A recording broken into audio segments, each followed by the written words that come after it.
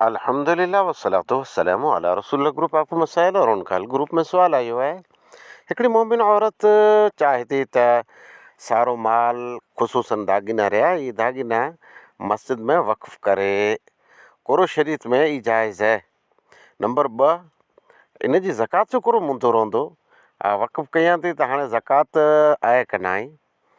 असुल मुंदो, असुल सुवाल जेको वक़्फ़ वक़्फ़ लफ़्ज़ है, हिन मसइले में आऊं वसियत कयां थी त मुंहिंजी इहा वसियत इन लेवल जी थिए, मुंहिंजो माल सोन चांदी जेकी दागिना रहियासीं ई वक़्फ़ में आऊं ख़र्च कराइणु चाहियां थी। वक़्फ़ औकाफ़ बहितर आहे, पोइ वक़्फ़ पिंड जी जॻह ते सही आहे। हिते वसियत सॼो माल तंहिंमां 3 हिसो।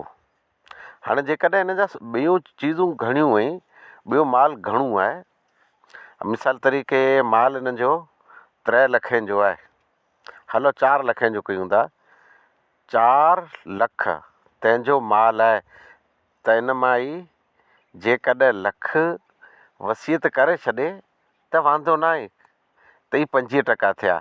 पण 3 लख आहिनि, तंहिंमां जे लख न कंहिं वसियत ताईं जाइज़ आहे। शरीयत में वसियत सिर्फ़ु 16 माल जी आहे, 3 हिसे जी आहे, वधारे न आहे। हाणे जेकॾहिं माल ख़ाली एतिरो ई आहे ॾाढी मां वटि, अने इहे चाहे थी जी आऊं मड़े अलाह जे घर में ॾियां, नियत बहुत सारी आहे, पर शरीयत इन जे बारे में साफ़ स्पष्ट हुकुम ई ॾिए थी त सिर्फ़ु 33% 16 3 हिसो भले वसियत कयो। पोइ वसियत जंहिंखे ॾियो, पोइ वसियत वारिस खे न आहे, भला वारिस जेको रहियो उन लाइ वसियत न आहे।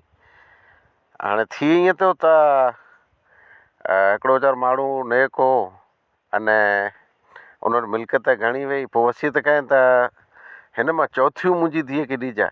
हीअ वसियत फैल आहे। शरीयत जेकी चए एतिरो धीअ खे जोड़ंदो, तुंहिंजी मर्ज़ी सां थोरो जोड़ंदो, बाक़ी तूं तुंहिंजी ज़िंदगी में हिनखे जेकी ॾेई ॾींहुं तुंहिंजो माल रहियो। वफ़ात खां पुठियां तुंहिंजा हथ पग ठाहे छॾिया, तूं क़ब्र जे हवाले थी वए, हाणे तुंहिंजो क़ाइदो कीन हलंदो, शरीयत जो क़ाइदो हलंदो। त ॾाढी मां चए थी जे आऊं जीअरी ताईं मुंहिंजो क़ाइदो हले, मरी वञा ताईं मुंहिंजो क़ाइदो हले। ॾाढी मां हीउ माल वारिसनि जो आहे, वीचारा वारिस जेको रहिया इहा आंजी सेवा कंदा, आंजी ख़िदमत कंदा, आंजे वॾोपण पारींदा, आंखे लोलो खाराईंदा। ॾाढी मां हीउ वारिस जेको रहिया से आंखे लियो लटो धोई ॾींदा, आंजी साफ़ सफ़ाई रखंदा, दवा घूरी इलाज तंहिंजी पूरी जवाबदारी उन मथे आहे। ऐं जेसिताईं जीअरा हूंदा तेसिताईं आसे निभाईंदा, उन वारिसनि जो आहे, उन वारिस खे ॾियो न। मस्जिद त अलाह जा घर ऐं अहले ईमान बनाइनि था, अने अहले ईमान में अलाह ताला ज़बरदस्त सलाहियत ॾिने, ईमान ॾिने, जज़्बो ॾिने। मस्जिद जी जित ज़रूरत आहे, जेकॾहिं 2 लख वारी मस्जिद जी ज़रूरत आहे त अल्हम्दुलिल्लाह 12 लख उम्मत ॾिए थी। मस्जिद आलिशान मुनारे वारी क़ीमती बनाइण ई उम्मत जो हिकिड़ो ईमानी जज़्बो आहे, अने हीउ जज़्बो हमेशह बरक़रार रहंदो। पर ॾाढी मां हीउ माल जेको रहियो से वारिसनि जो आहे, हीउ वारिसनि खे ॾियो।